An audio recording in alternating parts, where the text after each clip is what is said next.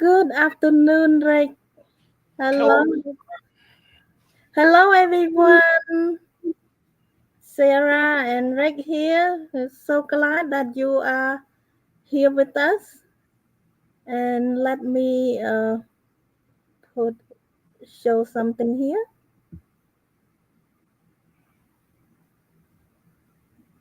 Yep, the topic today will be the four chaplains, the amazing four chaplains. Let's get started, and I would like to introduce myself. My name is Sarah M. Um, I would like to welcome you for joining us today. My name is Sarah M. again, and I'm an author, and my book is called How I Survived the Killing Fields. And I'm happy to host this history chat today. So I'd like to introduce you to our presenter today. Is a 10-time nonfiction book author and an authority on American history. His number 10 book is called They Made America Great. He spent most of his adult life learning, living aboard boats, and has traveled far and wide in the America. Let's welcome Rick Road. Rick, welcome. Thank you. Good. Well, today I'm excited and looking forward to hear about the four chaplains aboard the ill-fated transport of Dorchester. So the four young World War II officers knowingly sacrificed their lives so that others will live. So in an era when there was only little religious acumen ecumenicalism across America, these four military chaplains, all from diverse religion and backgrounds, organized an orderly abandoned ship and encouraged desperate men in a most dire situation. Going beyond that, they gave up their own life saving equipment so that other Americans could continue living. What a story on February 3, 1943. I can't wait to hear And I can't wait to tell it. Yes, it. everybody was panicking except the four chaplains, the four Army chaplains. They kept their wit and they organized an abandoned ship. And near the end, they chose to give their life jackets and their gloves to other men so they had a chance of living. 4 days after Pearl Harbor was bombed, Adolf Hitler declared war on the United States. And using Hitler's own words, he saw the U.S. as a decayed country. It was half Judaized and half negrified, and it'll never hold together in a war. And he thought we wouldn't do very well in World War II, and we proved him wrong. And this is one little example of how it worked. And societies often, when they are diversified, they do have strengths, and if they treat them correctly. Hitler's grand plan was to choke off the shipping in the Atlantic. In early 1942, was a graveyard out there. The German operation was called Drumbeat, and it sank a quarter of the U.S. tankers in 1942. Oh, over 5,000 seamen perished, and 400 ships in the Atlantic and Gulf of Mexico went down. And they were having their way in 1942 and early 1943. In February 3rd, 1943, the Dorchester was sunk. It was one of the very worst maritime disasters in all of World War II. There's about a couple between it and Pearl Harbor. There were 904 men on the Dorchester, and almost 700 of them lost their lives. And we're not sure how many were on there because there were some still. I know there was one stowaway. There might have been others. A boy, but in 1942, the British learned from, the Americans learned from the British about convoying, and how they can protect the ships, the freighters and the transports going with a convoy, as well as if they do get targeted and sunk, they would be able to pick up survivors. Uh, and there was an interesting thing in 1942, after a submarine sunk a boat, it would often go over there and pick up survivors after the war had finished or after the battle had finished. And then an American plane, it was off the coast of North Africa. Then an American plane started bombing. I think they picked up 193 survivors, the German submarines, and this is the end of that stuff. We let the survivors die in the water. And that kind of ended that. Another factor that kind of is going to come into play later is in the North Atlantic, where a lot of this stuff happened around Greenland. It's cold, and this happened in February. It's really cold. The water's just 1 degree above freezing. It's not freezing, and you go into hypothermia. Your blood pressure goes up, it goes down, and you have about 15 minutes, 30 minutes at the outside for the average man of height and weight to live. You're not going to last very long in the water in February off of Greenland, and a few seconds may be the difference between life and death.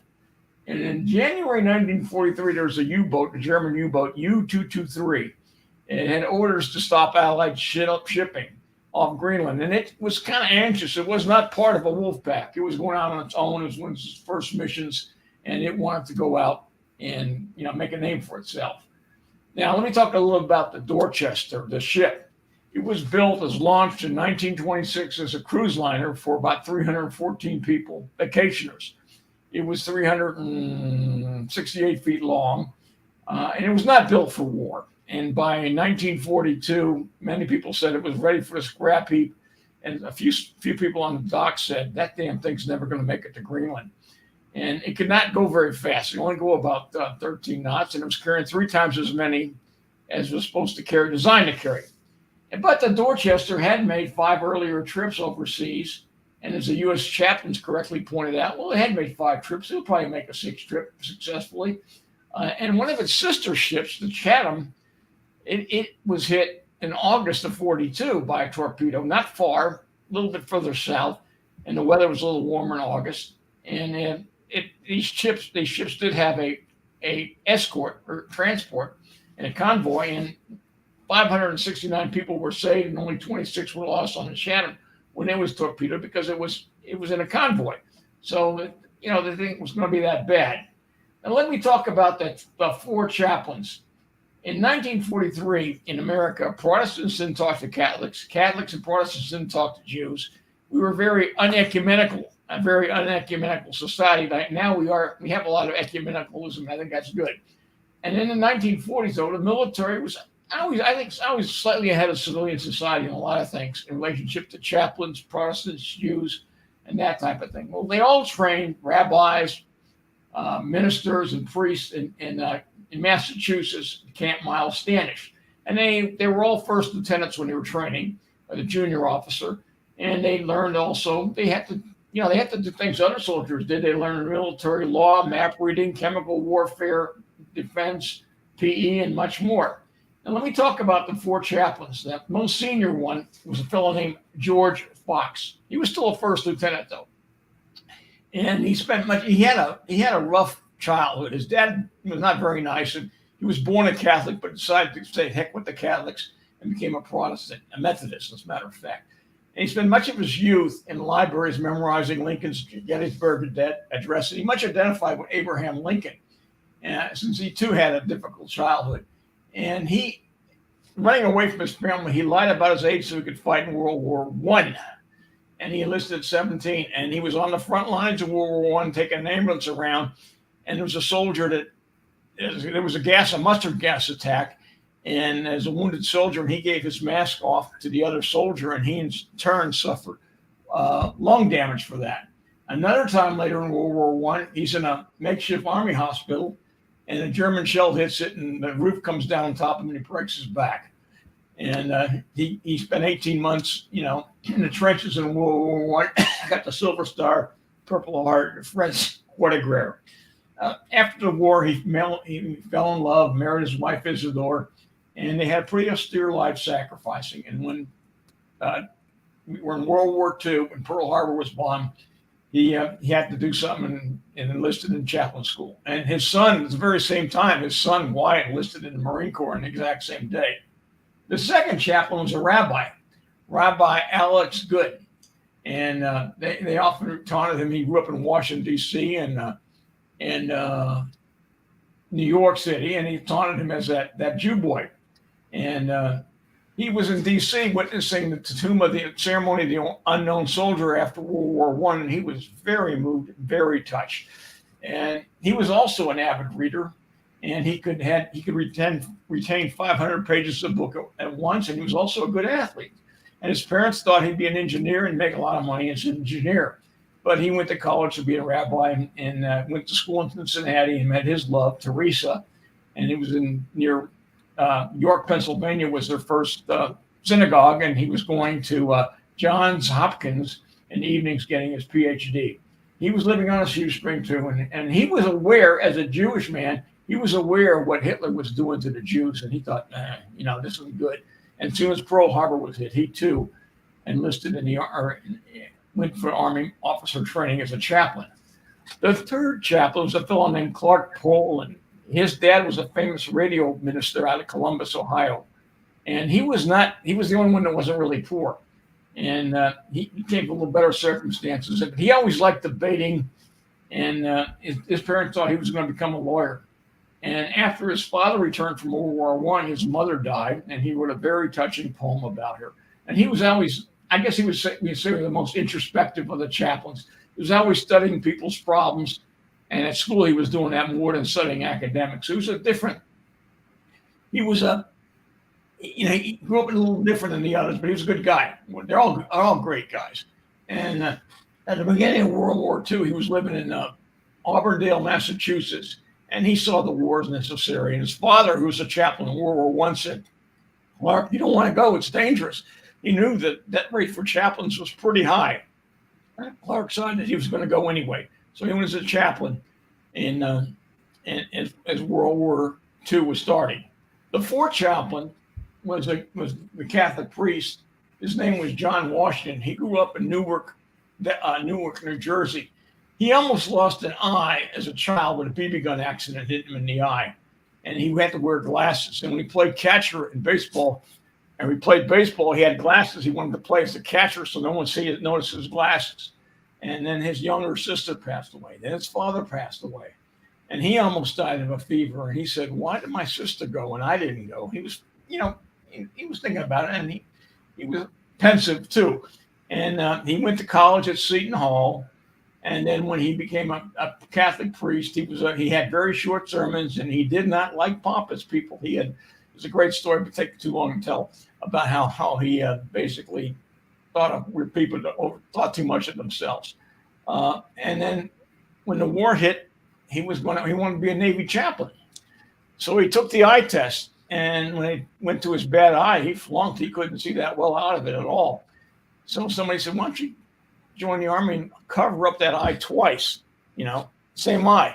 Maybe the eye examiner won't catch it." And that's exactly what happened. He I don't know which eye it was, but he read the eye chart with one eye and said, "Okay, read it again with the other eye." He read it with the same eye, and the eye examiner didn't happen, and he became a chaplain in the Army. He's going to become a chaplain in the Army. And sadly, his mother lost two children, two other boys in World War II too. So that family took it really hard. I'm going to talk about a fifth person here that they don't talk about very often. It's in one of the two books I read. His name was Charles David. He was a black man from Antigua. And he lost his mother in the islands, and then he came and moved to the Bronx. And he joined the Coast Guard before the war had started, and he was relegated to a mess attendant. He couldn't carry a gun. He couldn't fight. And it was not very... He said, you can join the Coast Guard, but you're not going to have any glamorous job. You're going to be working the mess attendant. And he said, "Okay, the job's a job." So he was also on the cutter, one of the cutters escorting the Dorchester on that fateful night. And he was a hero too, and I'm going to talk about him. And he was ill with the chills the night of the sinking. And his cutter was the Comanche. Now, the Dorchester, I believe the day was January 23rd, was carrying about 904 people out of New York City. He was boarding out of New York City. And the chaplains kind of greeted everybody coming out. And they were very approachable. They tried to do things up board at East Men's time. They had contests and diversionary events, all kinds of things. And after 5 days, the Dorchester, 368 feet, made it to St. John's, Newfoundland for a call.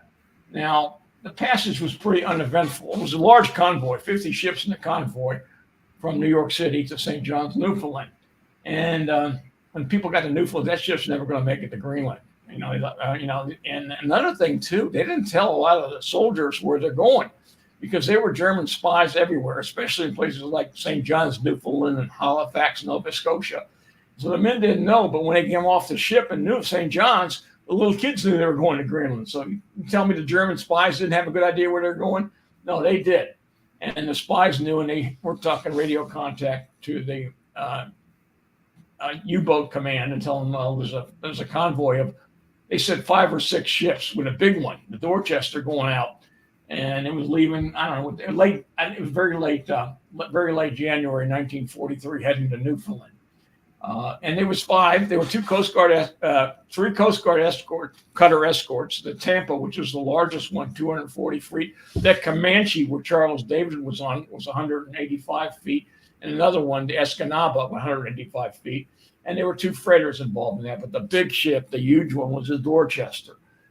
And they were leaving St. John's, Newfoundland, and they were going to Greenland. And right out of St. John's, it was a storm, really nasty storm. The ship was lurching violently, sideways, up and down, you name it. And the merchant marine officers on board were chopping ice off the deck to keep the weight down, and it's a miserable time. Men hardly ever were able to eat or anything, and they were really having an awful time. And the convoy was only about 100 miles from Greenland, and the captain of the Dorchester realized that's why they were in a convoy. The cutters had radar; they could tell if there's U-boats around them. And this U-boat was not in a wolf pack; it was by itself, U-223. And they said, "Oh, we see there's a U-boat trailing us. That's not good news." So the captain of the Dorchester said, "Everybody sleep with their life jackets on, their gloves, and totally all dressed." So they thought they might get hit. Well, when midnight came on February 3rd, 1943, they thought, well, we dodged a bullet. We're only 100 miles from Greenland, and we didn't get torpedoed. Everybody relaxes a little bit. But within minutes, a torpedo does hit the Dorchester on the starboard side. And the torpedo goes into the engine room, and 200 or 300 men immediately got killed. Well, that means 600 or 700 men survived the attack. Soon the ship is listing 30 degrees to the starboard. It would take 25 minutes for it to sink. And on board the Dorchester, there were 1,400 life jackets for 900 men, 14 lifeboats, something called donut floats. I don't know exactly what they are. 2 square rafts. It was enough for almost 1,300 men. So you think they'd be in good shape? They weren't. When something like that happens, it's mayhem aboard. Protocol was, you had a certain lifeboat you were supposed to go to. Men didn't know what they do. They were forgetting. They were going, and one side of the ship is sinking. The starboard side is going down, and the port side is way up high, and they couldn't really use anything. Some of the lifeboats were frozen on the docks or frozen on their lines, and a couple of them hit the water and turned upside down. Only 2 of them got in the water, and they were well overloaded with over 40 men. And it was really bad. They didn't, things didn't go like according, the fog of war. And the men's only hope was that the convoys nearby would pluck them out of the water. As you say, not going to live in the water for more than 15 to, some men would probably succumb in 15, some would last a bit longer. But so through it all, the 4 chaplains realized what's happening. They're wearing their life jackets and their gloves, as the captain told them to wear. And they're distributing life jackets out of the lockers to all these panicking men. Say, here's a life jacket. Here's a life jacket. Take one. And a couple of men couldn't find their life jackets, and there were no more in the lockers. So one by one, and they didn't know the other one was doing it, the chaplain would give the life jacket off his back to another man, and with a chance he would live. And a couple of them said, "No, we can't take your life jacket, Lieutenant." And the captain said, "Take my life jacket," and they did that. I mean, that's pretty big to give your own your own way to live up, so someone has a chance. They may not all live, but someone had a chance of living because they gave up their life jackets. And the rabbi gave up his. Some guy said it's a good story. He gave up his gloves. I don't have any gloves. I forgot my gloves, and the rabbi said, "Here, take mine. I got an extra pair." And he realized later that the rabbi didn't have an extra pair. He gave him his only pair of gloves. And that man did survive. He was holding on to a life jacket, a lifeboat. And he said, I couldn't have done it without the rabbi's glove. So he owes his life to the rabbi and his gloves. And when the ship's going down, and there's a rule that the captain goes down with the ship. Well, it's kind of unwritten. But there's nothing like that for chaplains to go down with the ship. But they were going to go do that. And as the Dorchester was sinking beneath the waves, they heard the 4 chaplains bow their heads, and they were speaking in their religious language, whether it be Hebrew, Latin, or English. And they were praying, arms held together as the ship's going down. Now, there's a lot of men in the water, and a lot of men in the water are going to die, a whole heck of a lot of them. The convoy commander, the Tampa, which was the lead cutter, which was out in front, it realized what had happened. And its main concern, I'm sure a military inquest went into all this, and I'm not one to make a judgment. It was afraid another torpedo was going to be launched in another ship. So it did not. It ordered the captain of Tampa ordered the men not to go, immediately start searching and look out for more torpedoes. And after a while, I think a half hour, it said, the people on the water were saying, there's a comment, where the hell are those rescue cutters? And I can't say I blame them. But after 30 minutes, after the Dorchester was hit, the commander of the Tampa finally said, one of the cutters, the Escanaba, you go look for men. The other cutter, the Comanche, you patrol for more U-boats and torpedoes. Well, and then I'll take the other 2 freighters. There were 2 freighters with a convoy up the Greenland, the port in Greenland. And the Escanaba had 3 heavy wetsuits that helped them. They were in pretty good shape to do that. And they ended up picking 132 men, and 1 would die. And then the commander of the Comanche had orders to screen for submarines, and he saw another lifeboat. And he said, damn, what am I going to do? I get court-martial if I pick it up. Well, I respect him. He said, I'm going to pick those men up. And they were almost dead. They were, frozen, how bad it was. And then the captain of the Comanche says, can I get any volunteers here to help me get these men? They have no strength or energy to pull themselves up on the boat. Can somebody go down there and get them? And we can hand them up. And this black chef, Charles David, said, yeah, I'll do it. He was sick. He was doing it. And maybe he was the answer to the chaplain's prayer. Anyway, initially breaking rules. And then later on, the Comanche got the go-ahead to start picking up men. Mess Attendant Charles David, one of his good friends, and 1 officer were pulling men out of the water in a lifeboat aboard the Comanche. And they ended up, I think, pulling about, I got to remember, about 82 men or something like that. 93, clinging to life.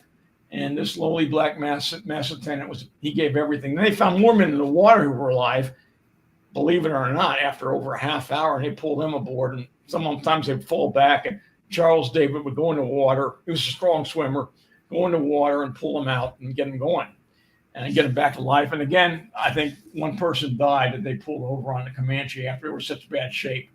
And when the 2 cutters who picked up the men, less than 200 between them, the Comanche and the Escanaba got to Greenland, Charles David was pretty sick, and he got sicker, and he didn't get better.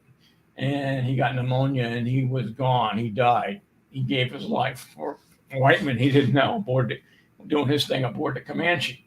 And he was, in 1944, he was posthumously awarded the Navy and the Marine Medal for heroism.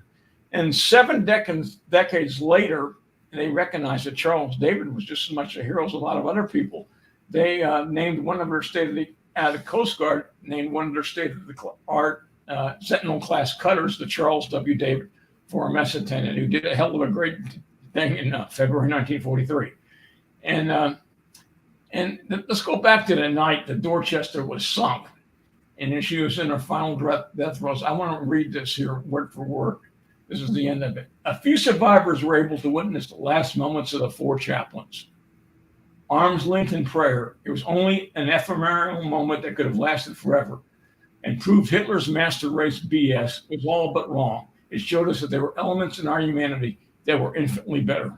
All right, I'm ready for questions from that audience or anywhere else. Okay.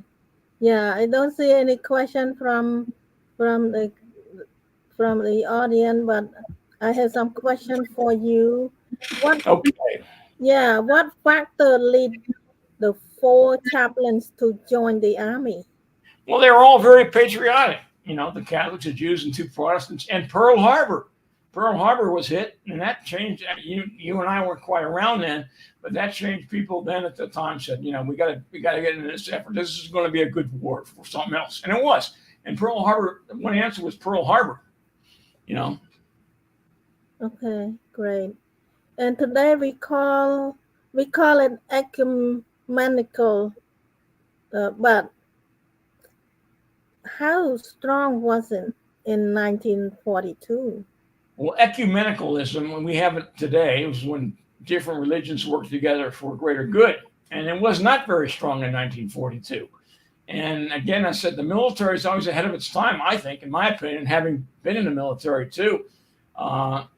It was ahead of its time. You know, back then, you know, society, Jews didn't talk to Catholics or Protestants, and they didn't talk back. And they didn't really work together except in the military. So the military was ahead of its time as far as ecumenicalism. And today we have it across different religions, which is a good thing. But it did not exist to the same extent in 1942.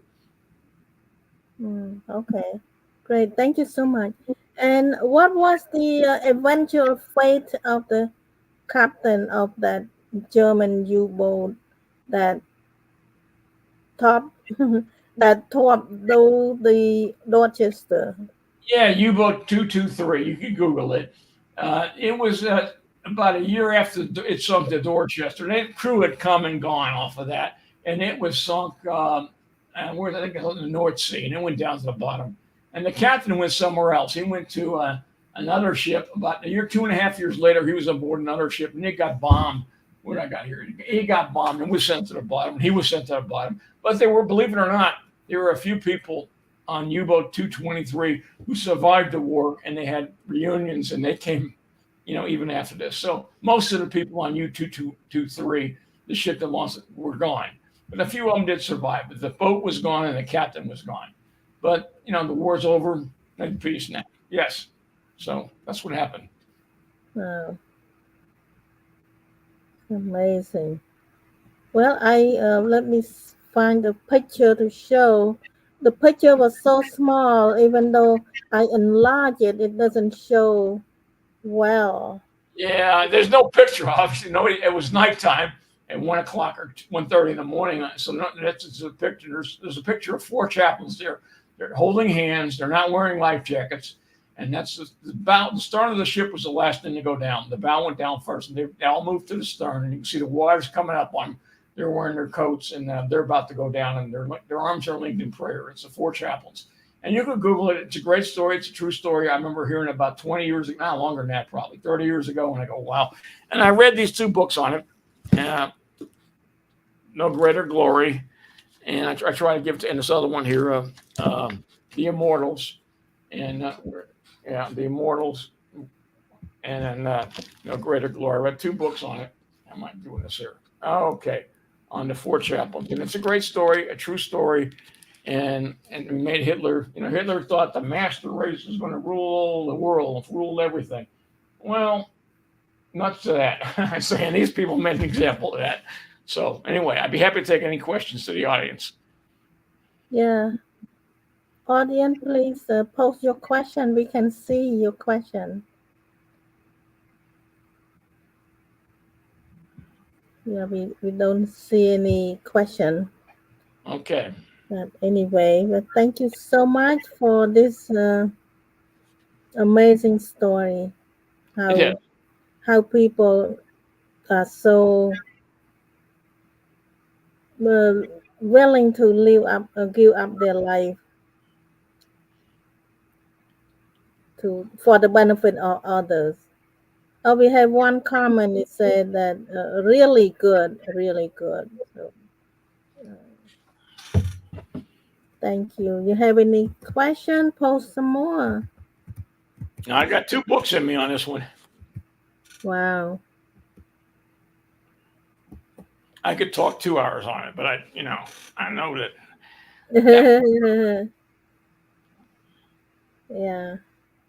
Well, we have one question. Oh no, just one comment. It's say really, really good, and that's it. Well, appreciate you, Rick. You spend a lot of time gathering this information and preparing for our show, and we appreciate the viewers.